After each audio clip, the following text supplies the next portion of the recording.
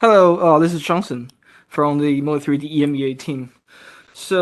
Today's topic that I would like to give you a talk is about our best practice and how to get the most out of our Moldex3D studio. And let's begin.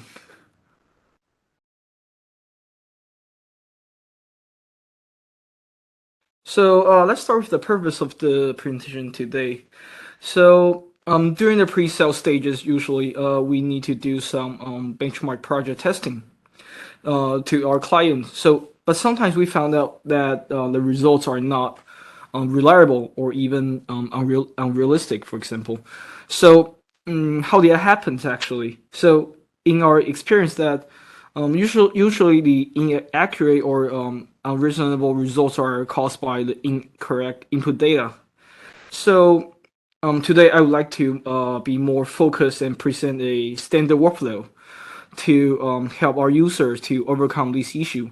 So how do we make sure our input data quality is acceptable so we can get the most out of our studio to benefit your life? And here's our workflow. And it's quite simple actually. So it's been in 3 steps. The first one is collecting data. Then the second one will be pre-processing, which including our meshing, process condition setting, and the computation parameter setting. And last one is to run simulation and check the results.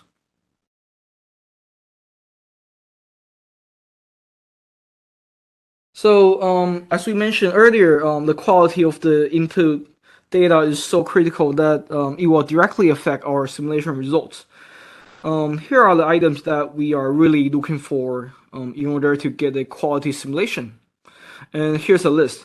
The list includes part geometry, material properties, your mold design, which includes the cooling and the runner design layouts, the process condition sheets that you use in your real life, then the picture of the real part to compare our result with, and lastly, if there's any measuring being done, then the measurement data will be quite nice to have. And let's talk about each of the items individually.